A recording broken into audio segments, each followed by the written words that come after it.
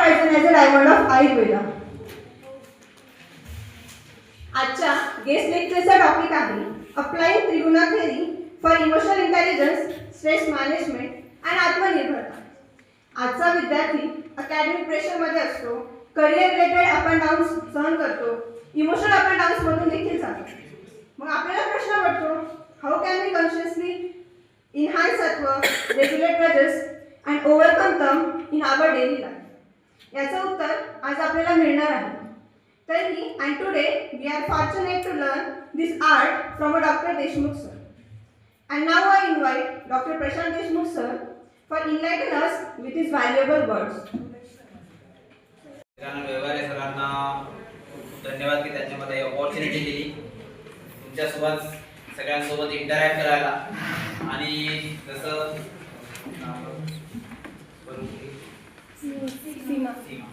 जसं डॉक्टर सीमा यांनी माझं इंट्रोडक्शन दिलं तर थोडंसं त्याच्यात ऍड करतो. फक्त माझं राहणं अमरावतीचा मी राहणार आहे आणि माझं सासर सुसत आहे.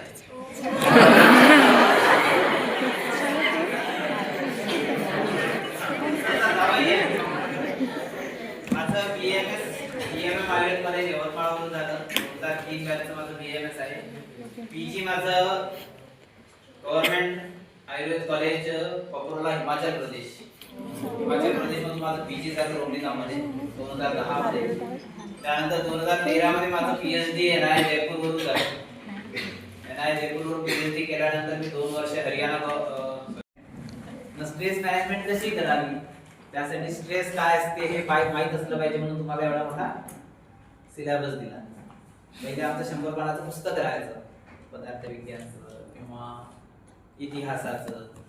छोटे पुस्तक आम्ही वापरायचो. जेवढं छोटं पुस्तक तेवढं आमचा अभ्यास चांगला चालायचा. अगोदर जेवढं पुस्तक राहायचं. आता सिलेबसच 100 पानाचा झाला आहे. त्यामुळे स्ट्रेस मॅनेजमेंट खूप आवश्यक आहे. त्याच्यासोबत त्याने टॉपिक दिला आहे इमोशनल इंटेलिजन्स. जसं आपण IQ म्हणतो तसं EQ पण येतो, इमोशनल क्वेश्चन पण असतो. त्यामुळे IQ जर कोणाचा जास्त खूप चांगला आहे तरी तो आपण सक्सेस प्राप्त करू शकतो.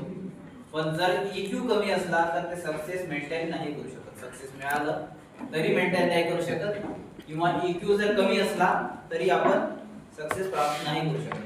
म्हणून त्यांनी म्हटलं आहे की स्ट्रेस मॅनेजमेंटच्या याच्यात इमोशनल इंटेलिजन्स आणि लास्ट आत्मनिर्भरता. आत्मनिर्भरता काय असते? Self dependence. काय अर्थ होईल याचा? हा टॉपिक कवर ठेवला आहे. टीचर शिकव स्वतः शिकायचं आहे. आत्मनिर्भर बनणं आवश्यक. मला सिलेबस दिला आहे. एवढा मोठा सिलेबस कसा शिकवायचा, कसं करायचा त्याचं डॉक्युमेंटेशन करण्यातच आम्हाला खूप वेळ चालला. त्यामुळे शिकवणं पुष्कळ काय होते, कमी होते. पण आपल्याला आत्मनिर्भर बनायचं आहे. भले आपल्याला टॉपिक कव्हर हो ना हो आपल्याला करायचं आहे. सक्सेस कोणाला पाहिजे? स्वतःला. त्या टीचरला नको. सक्सेस कोणाला पाहिजे? तुम्हाला पाहिजे. लाईफ मध्ये पुढे कोणाला जायचं आहे? तुम्हाला जायचं आहे. ज्याला जायचं असतं समोर तो आत्मनिर्भर बनण्याचा प्रयत्न करतो. मी DMM आयुर्वेद कॉलेज यवतमाळवरून झाला आहे UG. आमच्या वेळेस जी कंडिशन होती ती कंडिशन एवढी काही चांगली नव्हती अभ्यासाची. पुष्कळ वेळा 6 महिने आमची रॅगिंग पिरियड मध्ये जायची. 6 महिने क्लासेस नाही. संस्कृत किती जण आहे संस्कृत मध्ये? पहिले संस्कृत होतं 10वी. खूप कमी जण आहेत. त्यांना कदाचित थोडं बहुत संस्कृत येत असेल तर संस्कृत सुरुवातीला संस्कृत येणं किंवा अष्टांग हृदय चरक संहिता वाचता येणं थोडं जमत असेल. तर ज्यांचं नाही आहे त्यांना खूप कठीण जाते. आमची तेच कंडिशन होती. आम्हालाही नव्हतं येत खरंच. पहिले 6 महिने रॅगिंग मध्ये जायचे. त्यानंतरचं 1 वर्ष बसून जायचं. 1 वर्ष झाली कसं जाते माहित नाही पडत. डायरेक्ट एक्झाम येतात. असंच करून 5 वर्ष निघून जाते. मग समजते तरी आपण काय केलं, काहीच नाही केलं. हे होतं माझ्यासोबतही झालं. काहीच नाही केलं. टेन्शन आलं काय करणार. पण शेवटी करिअर कोणाला बनवायचं होतं? मला स्वतःला बनवायचं होतं. मी त्यानुसार स्वतःला डेव्हलप करत गेलो आणि स्वतः आज भारतातल्या 1 नंबर कॉलेजमध्ये डीएम म्हणजे यवतमाळवरून निघून भारतातल्या 1 नंबर कॉलेजमध्ये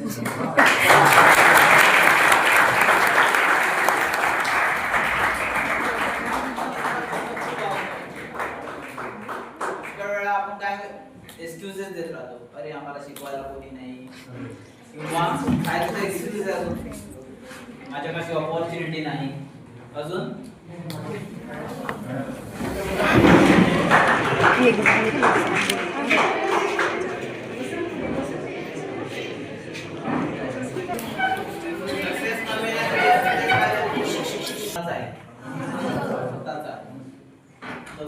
ज्यासाठी आत्मनिर्भर बनायचं, आत्मनिर्भर मध्ये गायडन्स, आपण काय म्हणतो गायडन्स नाही मिळत, गायडन्स घ्यायचं काम आपलं आहे.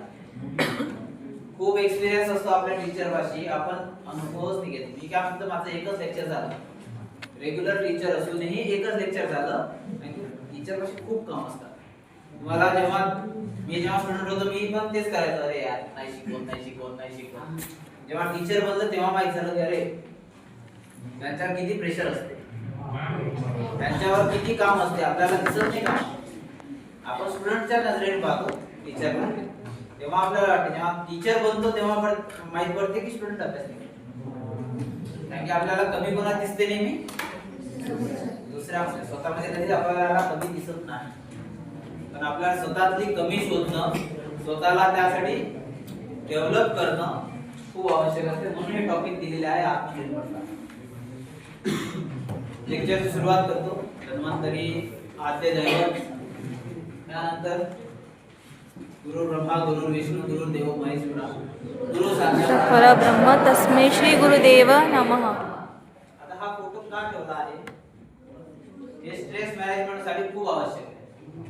मी जे काही कमावलं, भले आत्मनिर्भर टॉपिक आहे, पण जे काही कमावलं ते गुरु आशीर्वादानेच मिळते. त्यामुळे माझे 3 गुरु, तसे गुरु खूप आहेत, यूजी पासून पीजी पर्यंत, पीजी पासून पीएचडी पर्यंत, आणि पीएचडी नंतरही अनेक गुरु आहे, मिळत राहतात. त्यांची सगळ्याचे फोटो नव्हते राहू शकत, पण माझे सायकोलॉजीचे हे 3 गुरु आहे म्हणून यांचे नाव दिलं आहे. श्रीकृष्ण खांडल सर, हे रोगनिदान प्रोफेसर होते NIL. मी जेव्हा पीएचडी करायला गेलो तेव्हा पास आउट झाले होते, म्हणजे रिटायर्ड झालेले होते. पण तरी त्यांच्याकडून मी जाऊन, माहित होतं की रोग निदान मध्ये कसे प्रोफेसर होते, म्हणून त्यांच्या घरी जाऊन, त्यांच्या क्लिनिकला जाऊन, ओळखत नसतानाही त्यांच्याकडे जाऊन बसलो, शिकलो. माझे पीएचडी चे गाईड पवन कुमार गोदरकर सर, ते आता WHO ला आहे, कन्सल्टंट तिकडे आहे. आणि आनंद नाडकर्णी सर, हे ठाण्याचे आहे, ते IPH institution of psychological health. Me PhD करताना जयपूरला असताना दर शनिवार रविवारी ठाण्याला यायचो यांच्याकडे शिकायला. त्याच्यानंतरचे जे 3 पॉइंट होते, emotional intelligence, stress management and आत्मनिर्भरता, आपण सगळ्यात शेवटी ट्रिब्यून वाढतो. Emotional intelligence is the capacity to be aware of control and express one's emotion. आपले जे इमोशन्स आहे त्यांना, and to handle the interpersonal relationship judiciously and empathetically. Emotional intelligence means the ability to understand your emotions, control them, use them wisely instead of letting emotions control you. Emotional intelligence is also called as emotional quotient. Is the ability to pursue, use, understand, manage and handle emotions. छान definition होती, टीचरला आवडेल अशी theory मध्ये emotion वापरते.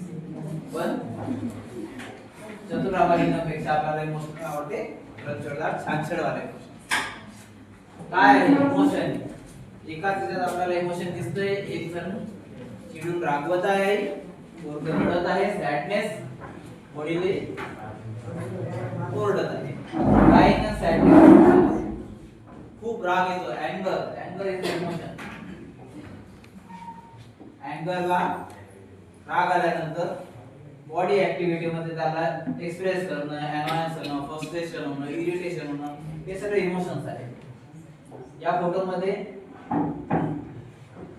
काय दिसतंय? कोणते emotion? जगदेवंत कोणते इमोशन आहे? Very good, satisfaction. याने खूप वर्ष मेहनत केल्यानंतर सक्सेस मिळाल्यानंतर एक सॅटिस्फॅक्शन, वर्ल्ड कप जिंकल्यानंतर सॅटिस्फॅक्शन, एक रडतोय, तिसरा असं गंभीर आहे, हॅपीनेस, जॉय, इमोशन. या पिक्चर मध्ये 4 इमोशन्स आहेत. राजेश खन्ना, मेरी बेटी भाग गई, मुलगी लग्न करून पळून गेली, भावाला आलाय राग, अँगर, वडिलांना आलाय आई सॅडनेस मध्ये, आणि हा कदाचित बॉयफ्रेंड असेल तर अजून राग आहे. वडिलांना सरप्राईज झालं, इमोशन, अँगर, emotion, sadness, emotion, annoyance, emotion. एका इव्हेंटचे किती इमोशन आहे? 4 इमोशन आहे. इमोशन्स जे असतात ते इव्हेंटवर अवलंबून नसतात. इमोशन असतात आपल्या स्वतः आपण काय करतो. म्हणजे एकच इव्हेंट आहे, मुलगी पळून गेल्याचं, वडिलांना सरप्राईज झालं, अशी कशी पळून गेली, आई म्हणते मुलगी गेली कुठेतरी, भाऊ आला रागात, तिला तो काढतो, हा बॉयफ्रेंडातूनच रागात. सॅडनेस आहे, लोनलीनेस आहे. या पिक्चर मध्ये काय दिसतंय? गिल्ट, फिअर, हे सगळे इमोशन्स आहेत. डिस्गस्ट, अँगर, हेट्रेड, फ्रस्ट्रेशन. याच्या एका पिक्चर मध्ये तुम्हाला 4-5 इमोशन एकत्र आहेत. कंपॅशन आहे, शायनेस आहे, सॅडनेस आहे, एकमेकांवरचा ट्रस्ट आहे, लोनलीनेस आहे, गिल्ट आहे, कदाचित डिप्रेशन पण आहे.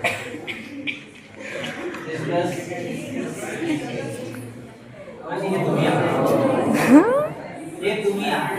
तुमच्या वेळेस एका वेळेस एवढे इमोशन किती आहे? अँगर आहे, आयुर्वेदाविषयी अँगर असेल, कॉलेज विषयी अँगर असेल, टीचर विषयी अँगर असेल, एनसीआरटीच्या सिलेबस विषयी अँगर असेल, खूप असेल. अँगर प्रत्येकाचं वेगवेगळं असेल. युनिफॉर्मचे अँगर असेल. नो फिअर, फ्युचरचा फिअर असेल, काय होईल माझं लाईफ. सॅडनेस असेल, दुःख अरे बिझनेस नाही मिळाला, आयतेच मिळाला. अनॉयन्स असेल, बोर होईल, संस्कृत, पदार्थ विज्ञान, इतिहास बोर होतो. त्यानंतर सस्यशास्त्र, द्रव्यगुण, रोगविज्ञान बोर होतं. फक्त फायनल इयरला वाटते की अरे आपण आहे काय चिकित्सा, शल्य, शाला, प्रसूती, बालरोग, तेव्हा वाटते की हा डॉक्टर बनतोय. पण तोपर्यंत बोर होतं. मी तर असं म्हणायचं, जेव्हा मी सेकंड इयरला होतो तर माझं म्हणणं हे राहायचं की फर्स्ट इयरला अॅनाटॉमी फिजिओलॉजी राहायची तर डॉक्टर बनतोय. तर जसं सेकंड इयरला आलं, रसशास्त्र, द्रव्यगुण वाचलं, ते वाचायचं BAMS मधलं फक्त BAच राहिलं. बोर्ड होतं, शेम वाटत, स्वतःवर शेम वाटते, गिल्ट होते, फ्रस्ट्रेशन होते, थोडा अभ्यास बारावी केला असता, नीटसाठी थोडा अभ्यास केला असता, चांगले मार्क होते. दुसऱ्यांसमोर एम्बॅरसमेंट वाटते, अष्ट वेळा अरे यार तो MBBS आहे, आपण नाही आहे, लोन देण्यास आणि असं स्ट्रेस. स्ट्रेस खूप मोठी डेफिनेशन आहे. चंद्र रामवाल इंग्रजी वाचणार नाही, डायरेक्ट आपण त्यांच्यावर जाऊ. हा स्ट्रेस खूप मोठा आहे. हा स्ट्रेस आमच्यासाठी पण आहे, तुमच्यासाठी पण आहे. पेपर काढणं, दर 1.5 महिन्याने तुमची पिरियडिक असेसमेंट घेणं, तुम्हाला 1.5 महिन्याने पिरियडिक असेसमेंट देणं, कंटिन्युअस संस्कृत शिकणं, संस्कृतची संहिता, अष्टांग हृदय असो, चरण संहिता असो, त्यांना वाचणं, एक्झाम देत राहणं, असे लेक्चर ऐकणं. तुम्हाला लेक्चर 15 दिवसाचं हे झालंच असेल. एका वेळेस खूप काम. तुम्ही जेव्हा लेक्चर घेता तुम्हाला बाकीची कामं दिली जातात. ते इंटरपर्सनल रिलेशनशिप. जेव्हा आपण 12वी नंतर BAMS किंवा कोणते याच्यात असतात तर आपले ऍडोलसन्स असतात. ऍडोलसन्स मध्ये हॉर्मोनल चेंजेस होतात. हॉर्मोनल चेंजेस नंतर एक इंटरपर्सनल रिलेशनशिप वाले चेंजेस येतात. ते तुमच्या टीचरसाठी घरीचं सांभाळून कॉलेजचं सांभाळायचं. कॉलेजचं टेन्शन नंतर घरी गेल्यावर पुन्हा टेन्शन घ्यायचं, पोराचं टेन्शन, आणि नंतर ही एक टेन्शन असते. लहान मुलं ज्यांना हे टेन्शन खूप मोठं. हे स्ट्रेस आहे. जेंट्सला किंवा पोरांना मेसचं खाणं नाही आवडलं तर घरी बनवा लागते, तो एक टेन्शन. क्या कहेंगे लोग, एक मोठं टेन्शन असतं. हे आपलं टेन्शन आपण पाहत आहे पहिले. एन्जॉयमेंट करताना स्ट्रेस येतं. मॅच पाहत आहे, एन्जॉयमेंट करत आहे, याच्यापेक्षा मोठी एन्जॉयमेंट काय आहे? बियर आहे, पिझ्झा बर्गर आहे, चॉकलेट आहे, पण चेहऱ्यावर काय दिसत आहे? Tension, stress. बॉडी इमेज हा खूप मोठा स्ट्रेस आपल्याला अनुभवतो. हा खूप मोठा स्ट्रेस आहे. लेट नाईट चॅटिंग किंवा रील्स बघणं. 12, 1, 2 वाजेपर्यंत रील्स बघायच्या आणि मग सकाळी उठून मध्ये जायचं. मुलींना तर हे टेन्शन नसते, पण मुलांना हे टेन्शन खूप असते.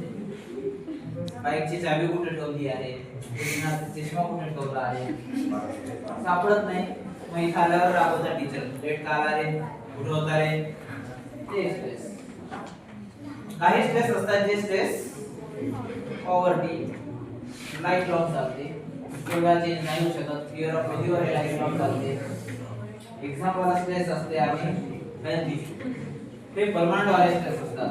जेव्हा आपण स्ट्रेस पाहतो तर स्ट्रेसचे दोन टाइप मानलेले आहेत. पहिला आहे ॲक्यूट स्ट्रेस. आपण जे पहिले जे एन्जॉयमेंट वाले पाहिले स्ट्रेस थोडेसे, समजा कोणी रागवलं किंवा तुमचा पेपर आहे, पेपर लिहायचा तो 3 तासाचा वेळ आहे, तो स्ट्रेस आहे. पण जसा तो पेपर झाला की स्ट्रेस ॲक्यूट स्ट्रेस आहे. तो थोड्या वेळासाठी असतो, जसा तो इव्हेंट कंप्लीट होऊन जातो स्ट्रेस गायब होऊन जातो. त्याला म्हणतात ॲक्यूट स्ट्रेस. कोणी क्रोनिक स्ट्रेस असतात जे स्ट्रेस परमनंट राहतात. कधी कधी नेव्हर एंडिंग म्हणता येतात, इनएस्केपेबल असतात, त्याच्यातून निघूनही शकता आपण लवकर. पॉवर्टी झाली, हेल्थ इश्यूज झाले, समटाइम्स मॅरेजेस. पण असं म्हटलं जाते stress is like a salt. जेवणामध्ये जर मीठ नसलं तर चव राहत नाही, जेवणात मीठ जास्त झालं तर खावं वाटत नाही. तसंच लाईफ असते. लाईफ मध्ये जर स्ट्रेस नसला तर बोर होऊन जाऊ, स्ट्रेस जास्त असला तर जगावं वाटत नाही, मग सुसाइडल टेंडन्सी येतात स्ट्रेसने. त्याच्यातही 2 प्रकारचे स्ट्रेस असतात, बॅड स्ट्रेस आणि गुड स्ट्रेस. बॅड स्ट्रेसला आपण डिस्ट्रेस म्हणतो, गुड स्ट्रेसला युस्ट्रेस म्हणतो. युस्ट्रेस मीन्स एन्जॉयबल असतं. जसं आता समजा मला एक लेक्चर घ्यायचा आहे, तर लेक्चर घेण्यापूर्वी मला पीपीटी बनवायची. माझ्यापाशी पीपीटी लॅपटॉप नव्हता, काही नव्हता, मला थोड्या वेळासाठी स्ट्रेस आला, मी कुठून आणला. तर इथं आल्या पेनड्राईव्ह माझा व्हॉट्सअपवर माझ्या याच्यात क्लिक झालं, तो स्ट्रेस चालला गेला. पण मला त्याच्यात शोधणं, मार्ग शोधणं ते युस्ट्रेस मध्ये असते. पण there is a small line between eustress and the distress. Eustress ची जर ती लाईन क्रॉस झाली, क्रिकेट खेळणारे मुलं असतील त्यांना माहित आहे की लाईन असते, त्याच्यावर जर पाय बाहेर गेला तर नो बॉल, आणि ती लाईन क्रॉस नाही झाली तर जो बॉलिंग टाकणार आहे बरोबर आहे. पण ती जर युस्ट्रेस मध्ये आहे तर आपण ती लाईन क्रॉस नाही करत, डिस्ट्रेस मध्ये गेल्यावर ती क्रॉस झाली तर नुकसान होते. Our performance is always at the peak when we have a stress at optimum level. जेव्हा आपला स्ट्रेस आपल्या ऑप्टिमम लेवलला असतं तेव्हा आपला परफॉर्मन्स पीक वर असतो, फोकस असतो, मोटिवेटेड असतो आपण. ऑप्टिमम स्ट्रेस आहे. पण ते जर स्ट्रेस नाही आहे तर इनॅक्टिव्हनेस होते. स्ट्रेस जास्त आहे तर एक्झॉस्ट होऊन जातो, पॅनिक होऊन जातो, फटिगनेस येते आणि बर्नआउट होऊन जातो. एक क्रिकेटची मॅच खेळायची 2012 ची तुम्ही बघितली असेल. विराट कोहली भारताला टार्गेट होतं की कोणतंही टार्गेट श्रीलंका जिंकतं 40 ओव्हरमध्ये जिंकायचं. भारताच्या बॉलरनी स्ट्रेसला डिस्ट्रेस मध्ये कन्वर्ट केलं आणि खूप सारे रन दिले. तेच विराट कोहलीने त्या स्ट्रेसला युस्ट्रेस मध्ये कन्वर्ट करून 36.4 ओव्हरमध्ये जितके टार्गेट असेल ते चेस केलं. हे असते एक्झाम्पल आपण स्ट्रेसला कोणत्या लेवलला घेऊ शकतो. स्ट्रेस मध्ये आलं की मला कॉलेज हे नाही मिळालं, स्ट्रेस येते, अरे यार ते कॉलेज भेटलं असतं तर. जे भेटलं आहे त्याच्यात कसं आपण सक्सेस मिळवणार ते. कंडिशन एकच आहे, मॅच 40 ओव्हर मध्ये मॅच जिंकायची कंडिशन एकच आहे, दोघांना नाही. बॉलरला तीच कंडिशन आहे, बॅट्समनला तीच कंडिशन आहे. पण आपण स्ट्रेस मध्ये येऊन खराब परफॉर्मन्स देतो आणि कोणी स्ट्रेस मध्ये येऊन चांगला परफॉर्मन्स देतो. तशीच आपली एक्झाम असते, पेपर सगळ्यांसाठी एकच असतो. पण तुम्ही त्याला स्ट्रेस कसं करता ते असते. मग कसं माहिती की आपण डिस्ट्रेस आहोत की नॉर्मल आहोत? डिस्ट्रेसचे हे कंडिशन म्हणतात. माइंड वर वेगळे सिम्पटम दिसतात. वरी, मर्डर थिंकिंग खराब होऊन जाते. क्रिकेट मध्ये मी नेहमी एक्झाम्पल साठी क्रिकेटचे देतो. मी खूप क्रिकेट खेळतो. मी गेम्स मध्ये खूप जास्त खेळायचो.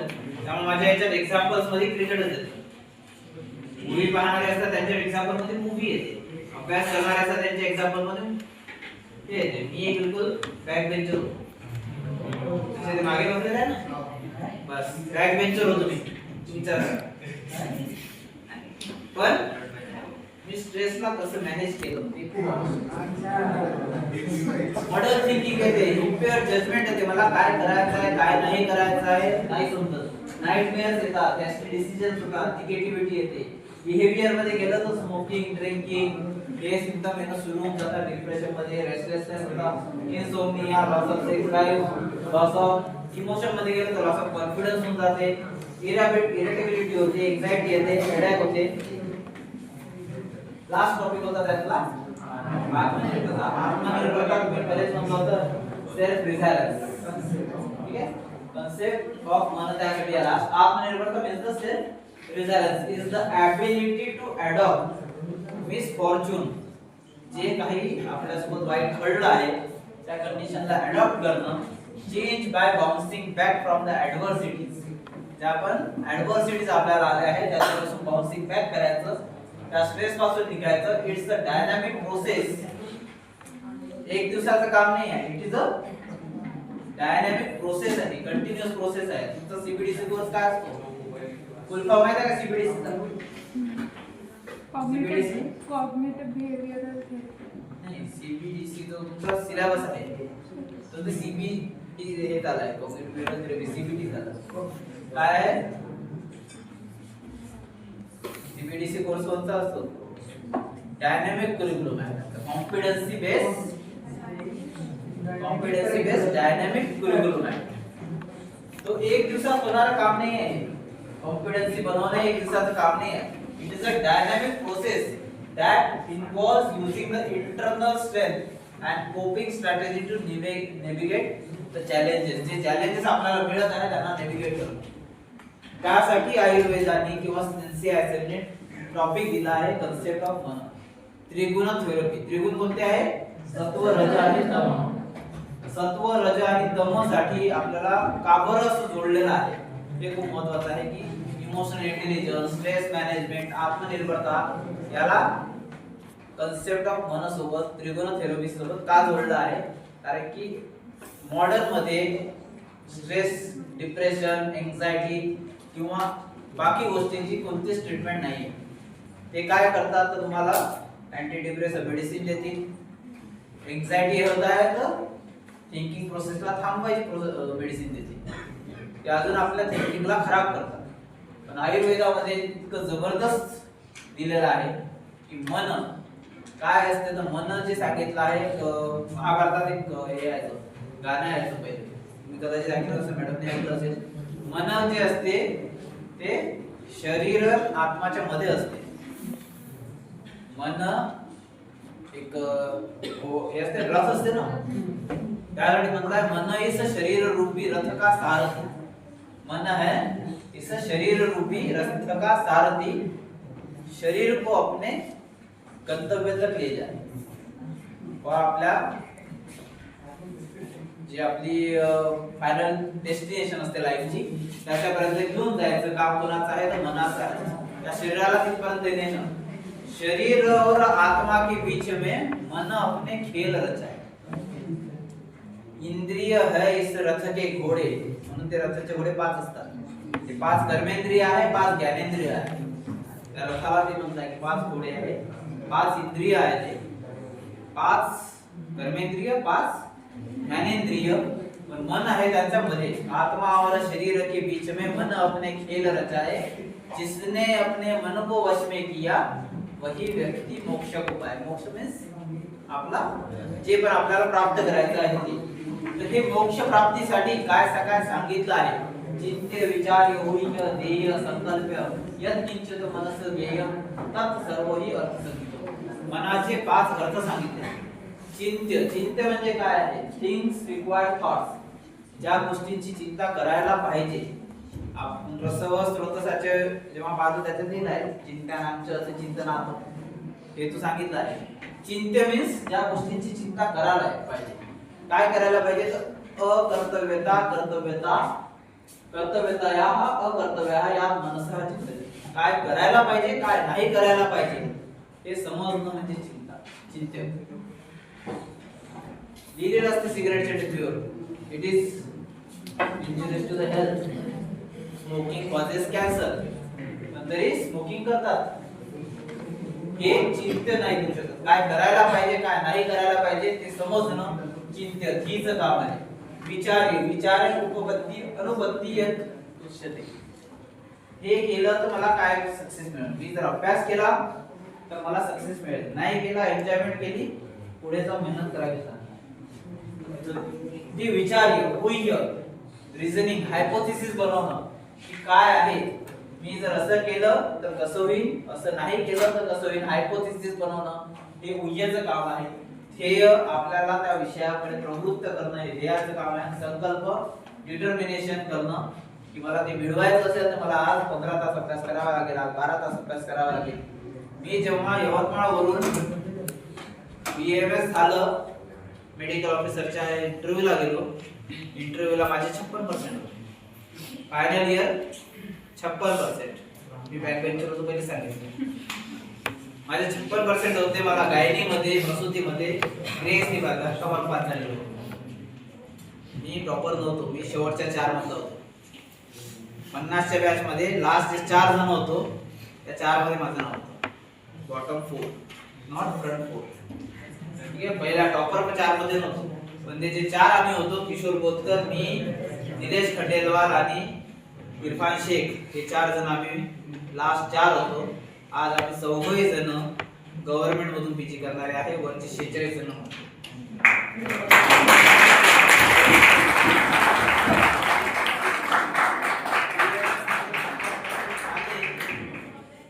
टेन्शन आलं की करिअर काय, इंटरव्ह्यूला गेल्यावर इंटरव्ह्यू मधून असं हाकून बाहेर काढलं. मेडिकल ऑफिसरचा NRHMचा इंटरव्ह्यू 7,000 रुपये सॅलरी होती. त्या इंटरव्ह्यू मधून असं हाकून बाहेर काढण्यात आलं की अपमानित करू की औकात नाही तर तू आते. सिंगम का डायलॉग वाटला, कुछ भी करते का जयकांत शिकरे का इको हट नहीं करते. त्यांनी इको हट केला. पहिला फोन केला डॉक्टर अमित नकानीकर सर, माझे सिनियर होते, की सर काय करू, माझं असं झालं 56%. ते म्हणे BAMS चे मार्क लपवायचे असेल तर पीजी कर. पीजी कसं करणार आहे तर काही परशुराम पवार सरांकडे गेलो नाशिकला. परशुराम पवार सरांपाशी नाशिकला गेल्यावर त्यांनी पहिला अपेक्षा विचारला, DMM आहे का तू? लागूच नाही शकत बेटा. पहिलंच काय म्हटलं त्यांनी, लागू नाही शकत. टेन्शन आलं नाही, लागू नाही शकत. पुन्हा इगो वाटला, असं कसं लागू शकत सर म्हणतात लागणार. 8,000 रुपये फी होती, 5,000 रुपये त्यांना दिले होते. त्यांनी पहिला पेपर घेतला, 250 पैकी 79 मार्क भेटले. 80 जणांच्या क्लासमध्ये 80 वर आहे. त्यांनी 5,000 रुपये वापरले. माझा रेकॉर्ड खराब नको करू तर नाही सर, 5,000 देऊन घेतले.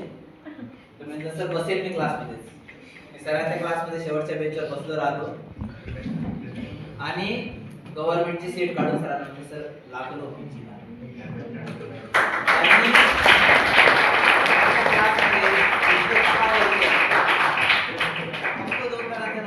संजय खेडेकर सर जे ऑल ओव्हर इंडिया टॉपर होते.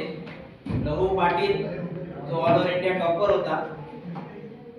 जामनगरवरून गेला आय्या गोवाला आहे Sanjay Khedekar sir. All India Institute of Ayurveda गोवाचे प्रोफेसर आहे, ते असोसिएट प्रोफेसर आहे रसशास्त्रामध्ये. गोल्ड मेडलिस्ट होते. आणि दुसरं माझं घ्यायचं की मी यालाही लावू शकतो, यालाही लावू शकतो. माझं नाव घ्यायचं की हा विथ डिटर्मिनेशन, त्याला म्हणतात की तू लागू नाही शकत, तो लागला. तेव्हा सर माझं नाव घ्यायचे, कारण की डिटर्मिनेशन, संकल्प केला की लागायचं म्हणजे लागायचं. असा कसं नाही लागू शकत? 18 तास. सकाळी 6 वाजता लायब्ररी बसायचो, रात्री 11 वाजता उठायचो, त्यानंतर लायब्ररीमध्ये उठायचंच नाही. लायब्ररीच्या टेबलवर जेवण यायचं, टेबलवर चहा यायचा, फक्त नित्यक्रम असते आपली, त्याच्यासाठी उठायचं होतं लायब्ररी. असं कंटिन्यू 7 महिने केलं, पीजी ला लागलो. तेव्हाही पीजी मध्ये सक्सेस पहिल्याच्यात सक्सेस पहिल्या अटेम्प्ट मध्ये नाही भेटला. पहिल्या अटेम्प्ट मध्ये त्याच्यात 206वा रँक आला. 200 लोकांना काउन्सिलिंगला बोलवतात, 206वा रँक आला, नाही भेटलं. महाराष्ट्र नाही भेटलं. पवार सरांना पहिला फोन केला, तर महाराष्ट्र नाही भेटत पेपर झाला. म्हणजे बेटा जामनगरची तयारी कर. जामनगरला गेलो, जामनगरचा पेपर झाल्यावर फोन केला, सर नाही भेटत. मग म्हणे बीएचयू ची तयारी कर. बीएचयू तर अवकाशच्या बाहेर होतच, सोडून दिलं. मग हैदराबाद गेलो, तिरुपती गेलो, तिरुपतीचा पेपर तिथं दिला, केरलाचा पेपर दिला, तिथे नाही लागला. पण हिम्मत नाही सोडली, लागायचं तर होतच. मग कुठे लागलं? हिमाचल प्रदेश. स्वर्गात गेलो. जे कठीण परिस्थितीतून भेटलं काय, तर स्वर्ग भेटलं. तिथे गेल्यावर असे अनेक जण होते, त्यांनी म्हटलं अरे कहा जंगल में आ गए. 250 किलोमीटर पर्यंत, कॉलेज पासून 250 किलोमीटर पर्यंत एक मॉल नाही, 250 किलोमीटर पर्यंत एक थिएटर नाही, 250 किलोमीटर पर्यंत एक हॉटेल. मेस बंद असली तर जेवण नाही. अशा कंडिशन मध्ये लोकांनी म्हटलं की हा जंगल में बसलो. पण तिथं काय होतं, तर बेस्ट कॉलेज होतं, लॅब मस्त होती, खूप नॉलेज कमवलं. 3 वर्षानंतर NI जयपूरला आलो PhD करायला. NI सगळंच 100 मीटरवर मॉल, 100 मीटरवर हॉटेल, बेस्ट सिटी, हवा महल, जल महल, 100 मीटर. नाश्त्याच इन्स्टिट्यूट मध्ये आज असिस्टंट प्रोफेसर लागलो. फक्त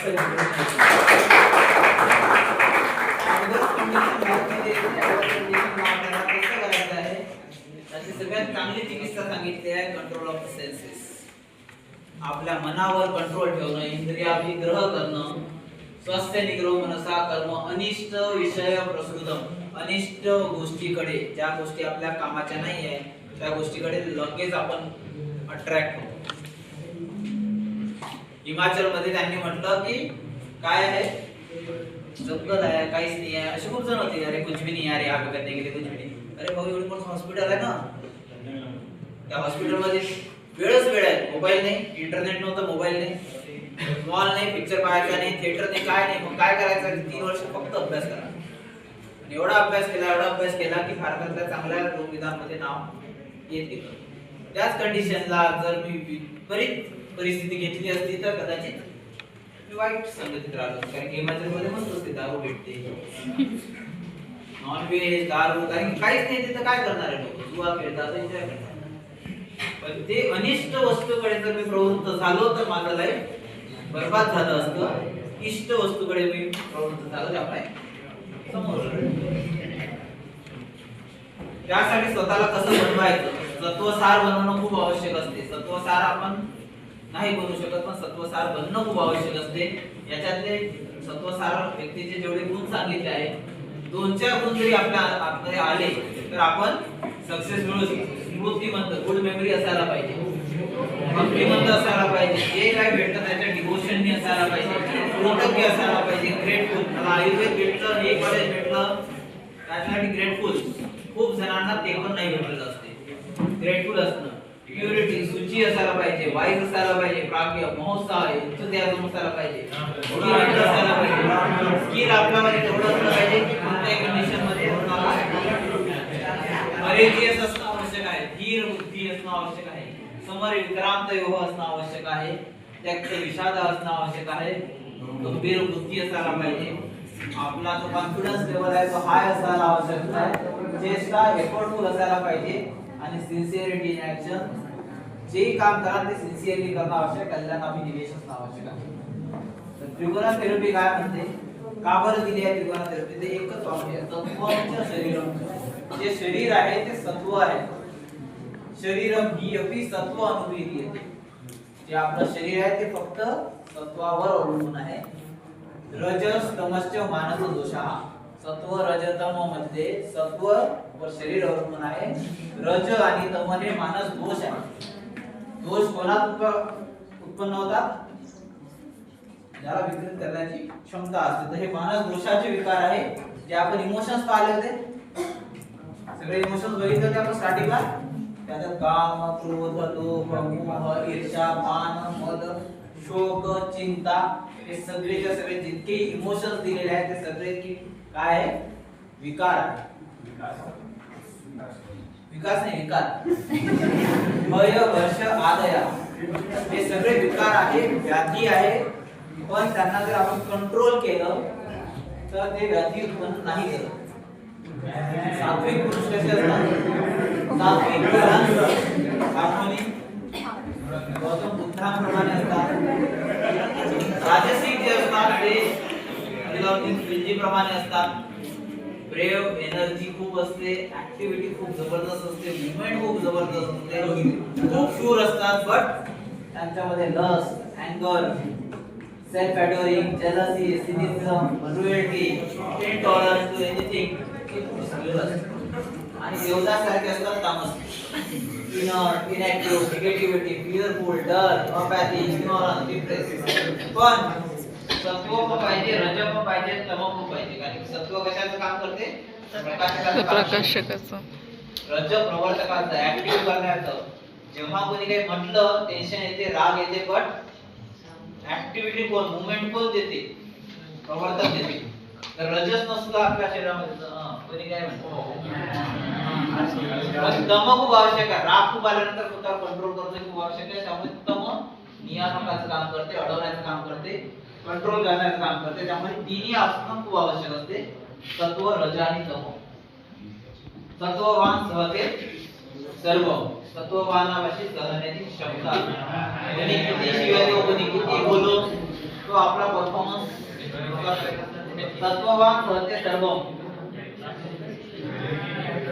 संस्तभ्याना आत्ममाना राजसा अभिमानो अन्ये सहते नैव तामसा. रजस जे असतात, राजसिक जे असतात त्यांना सहन नाही होत. त्यांना राग येतो, ते गुस्सा होतात. गुस्सा होने के बाद बाहर राग पण त्यांना थांबवण्याचं कार्य कोण करते? सत्ववान व्यक्ती त्यांना कंट्रोल करू शकते.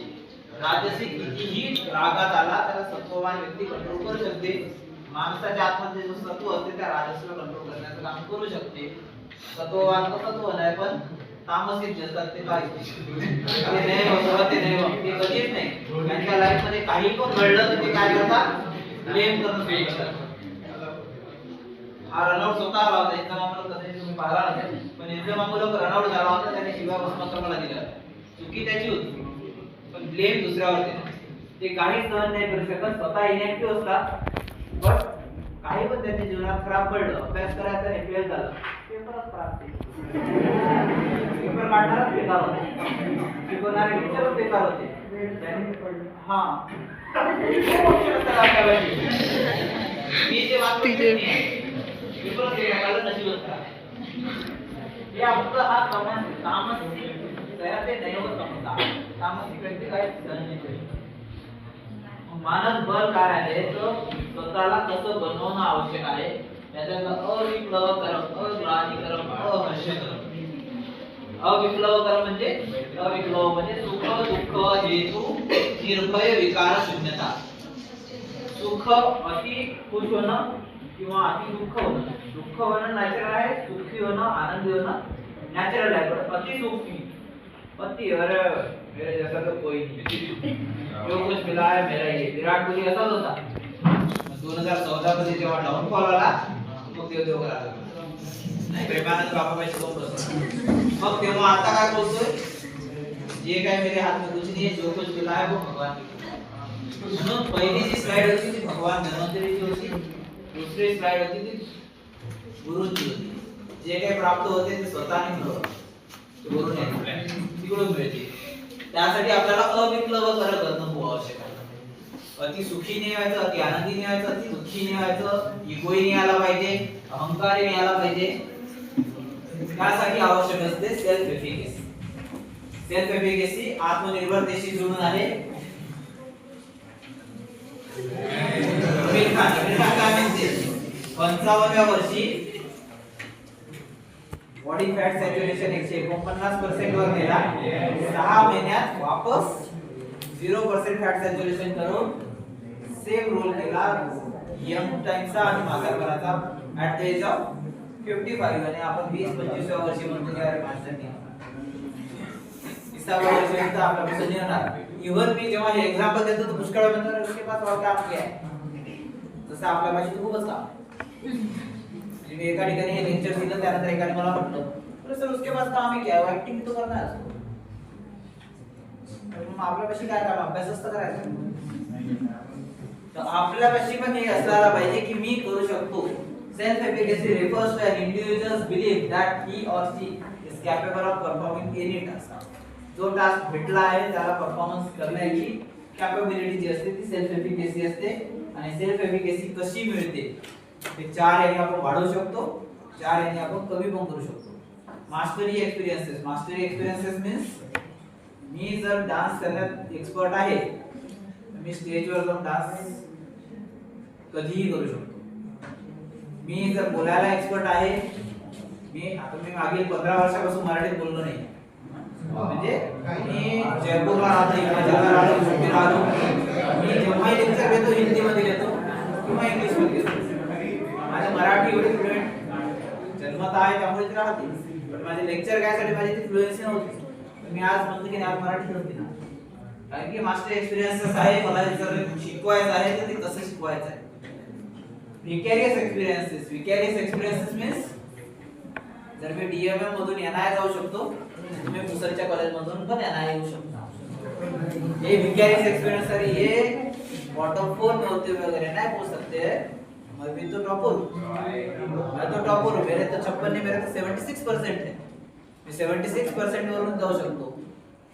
हे असते विकॅरियस एक्सपिरियन्सेस दुसऱ्याला बघून स्वतःचा एक्सपिरियन्स चेंज करणं. मास्टरी एक्सपिरियन्स साठी एक्झाम्पल देतो मी आता सध्या वेळ कमी आहे त्यामुळे कधी पॅरालाइट अटॅकची स्टोरी वाचून घ्या नेटवर गुगल वर टाकून तेव्हा सांगेल. मीराबाई चानू ओळखता मीराबाई चानू 2020 टोकियो ऑलिम्पिक मध्ये सिल्वर मेडल घेऊन आली होती. ती जेव्हा 2006 मध्ये 12-13 वर्षाची होती तेव्हा तिने कुंजीराणी देवीला बघितलं कॉमनवेल्थ मध्ये गोल्ड मेडल घेतला तिच्याच गावात होती. तिने म्हटलं हे तर बाकी आहे मी गोल्ड मेडल जिंकू शकतो मी तर जिंकूच शकते. म्हणून मीराबाई चानूनी 2020 मध्ये सिल्वर मेडल जिंकला ऑलिम्पिक मध्ये तेव्हा हे वाक्य सांगितलं त्याला म्हणतात विकॅरियस एक्सपिरियन्सेस जर मी करू शकतो तर मी पण करू शकते.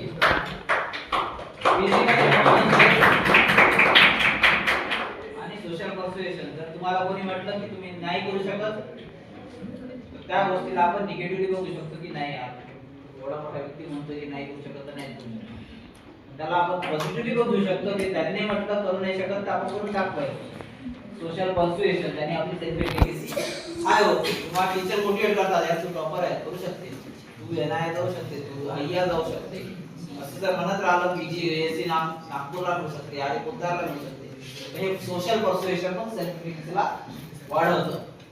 हे मानस रोगाची चिकित्सा सांगितलेली आहे आयुर्वेदामध्ये एकाच लाईनला सांगितली आहे सत्वावजय पुनर्अहितेभ्यो अर्थेभ्यो मनोनिग्रह. अहित गोष्टींच्या पासून स्वतःला दूर करायचं मनाला कंट्रोल करायचं. पण अहित काय आहे हितकर काय आहे ते समजण्याचं काम आहे हित. ही हितकर आणि अहितकर मधला डिफरन्स सांगतो.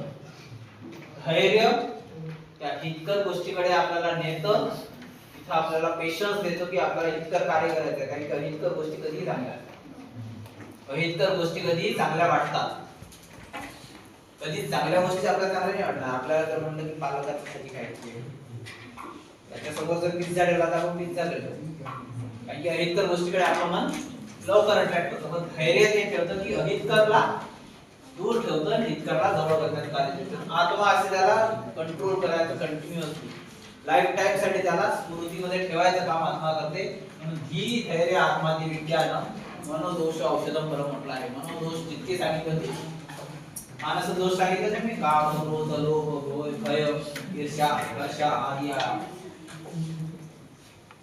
We feel what we think. आपण ते फील करतो, ते आपण विचार करतो. It's our perception and the evaluation of the event that causes disturbance in us and not the event themselves. ती इव्हेंट मी जे सांगितली इव्हेंट कोणती होती? पोरगी पळून गेली. ती चौकासाठी वेगवेगळे इमोशन्स असतात. पण ते आपलं परसेप्शन असते, ते आपले इव्हॅल्युएशन ऑफ दॅट इव्हेंट असते जे कॉज करते. विनोद कांबळे आणि तेंडुलकर माहिती आहे सगळ्यांना? 1996 चा वर्ल्ड कप कोणी ऐकला आहे? पाहिला तर असेल कदाचित, पण ऐकला असेल कारण मी मॅडम मी पाहिला असेल कदाचित. 1996 चा वर्ल्ड कप श्रीलंका विरुद्धची मॅच होती. भारताला 200 समथिंग 258 काहीतरी टार्गेट होतं. तेंडुलकर 68 रनावर होता, भारत 98 वर 1 होता. तेंडुलकर 98 च्या वेळेस त्यांना जयसूर्या रिकॉर्ड टाकला, लालू विचारणाने स्टंपिंग केलं, तेंडुलकर आउट झाला. तिथून भारत 120 वर 8 झाला. 98 वर 1 करून 120 वर 8 झाला. विनोद कांबळे खेळत होता. अझरुद्दीन हे कोलकाताचे स्टेडियमची ऑडियन्स होती, ती रागावली. त्या रागात पाहिजे बॉटला फेकला, ते काय केलं ते अझरुद्दीनने मेन घेऊन दिला. कांबळीवर झालं मेंटली टेन्शन, या तेंडुलकर आउट झाला म्हणून मी खेळत असताना नाही बिन देऊन दिलं. मी काय खराब आहे का तेंडुलकर? जेव्हा की तो नव्हता तेंडुलकर पेक्षा खराब, पण त्याच्यावर इतका इफेक्ट झाला की तो स्वतःला अहित गोष्टींकडे गेला. त्यांनी स्वतःला निगेटिव्हिटीकडे वळवलं. ड्रिंकिंग करणं, कॉन्सन्ट्रेट नाही करणं. तेंडुलकरने 68 वर आउट झाल्यानंतरही विचार केला की नाही काही नाही, मी 90 सोड द्यायची. तो स्वतःला मोटिवेटेड ठेवतो. कांबळी 97-98 पर्यंत बरोबर होता एका वर्षात. ते असते स्वतःला त्या इव्हेंट दोघांसाठी सेम होता. भारत मॅच हारणं, 96 वर्ल्ड कप सेमीफायनल हारणं, बट दोघांनी त्या इव्हेंटला वेगवेगळं घेतलं. एकाने स्वतःला मोटिवेटेड ठेवलं. सक्सेस 2011 पर्यंत नाही भेटली, पण त्यांनी कंटिन्यू केलं. कांबळी 97-98 मध्ये बरबाद झाला, 99 मध्ये रिटायर. इव्हेंट एकच आहे, तुम्ही त्याला कसं हँडल करता ते आवश्यक असते. Dysfunctional thinking causes the emotional distress. The dysfunctional thinking is the best way to conquer distress is to change your thinking. There are always two problems, one within our control and another beyond our control. काही गोष्टी आपल्या control मध्ये असतात. मी जर काही करू शकतो तर ठीक आहे, नाही करू शकत तर ठीक आहे. म्हणून गोपालदास म्हणतात, do you have a problem in a life? प्रत्येकाच्या जीवनात प्रॉब्लेम असते. नसेल तर काही टेन्शन नसते, पण असेल यस, मग हा प्रश्न विचारायचा, can you do anything for something for that? तो प्रॉब्लेम सॉल्व करण्यासाठी तुम्ही काही करू शकता की नाही करू शकत? तिथे आन्सर आहे, करू शकता, मग काय टेन्शन घ्यायचं. करूच नाही शकत तर मग काय टेन्शन घ्यायचं. तुम्ही जर करू शकता तर काय टेन्शन घ्यायचं, नाही करू शकता मग काय, आपल्या हातातच नाही आहे काही, मग काय करायचं, टेन्शन नाही घ्यायचं. Stress situation plus our emotional reaction. Situation ही प्रत्येकासाठी सेम आहे, एक्झाम ही प्रत्येकासाठी सेम आहे, पण आपलं ते इमोशनली त्या एक्झामला कसं फील करतो स्ट्रेस, पण ते एका दिवसात नाही आहे. वर्षभर अभ्यास करायला लागते तेव्हा स्ट्रेस कमी येते. We cannot control all the situation, but we can control our emotional response. This is the emotional intelligence. Mind is the purified by the habits. Mind is purified by the habits. सकाळी लवकर उठायचं, रात्री लवकर झोपायचं, reels जास्त बघायच्या नाही, chatting जास्त करायची नाही, अभ्यास करायचा. Habit is purified by the discipline. स्वतःला डिसिप्लिन लावायचं. सकाळी उठून मला अभ्यास करायचा आहे, इतके तास मी अभ्यास करतो, त्याच्यानंतर खेळायचं. खूप खेळायचो, क्रिकेट खूप खेळायचो, व्हॉलीबॉल मी ऑल इंडिया युनिव्हर्सिटीला खेळून आलो, मी चेस ऑल इंडिया खेळून आलो, मी कॅरम खेळून आलो. आधी माझ्या NI मध्ये मला कॅरम मध्ये आजपर्यंत हात नाही. खेळण्याकडे खूप कॉन्सन्ट्रेट करतो, पण अभ्यासही महत्वाचा आहे. अभ्यासही तेवढा महत्वाचा आहे. Discipline start with one small thing. एक स्मॉल चेंजनी सगळं चेंज होते. How to improve your emotional intelligence step by step. स्वतःला रिअलाइज करणं, स्वतःला अवेअर करणं आवश्यक आहे. when emotional goes high, intelligence goes down. React करायच्या पहिले आपल्याला पॉज घेणं आवश्यक आहे. Label your emotion.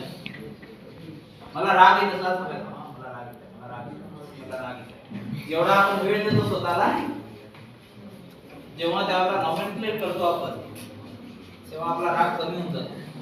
फ्रस्ट्रेट होत आहे, टेन्शन मध्ये येत आहे, स्ट्रेस जर आपल्याला सांगत गेलो आपण त्याला नॉमिनक्लेचर देणं खूप आवश्यक आहे. जेव्हा आपण वेळ देतो तर आपलं ऑटोमॅटिक ते कंट्रोल मध्ये येते.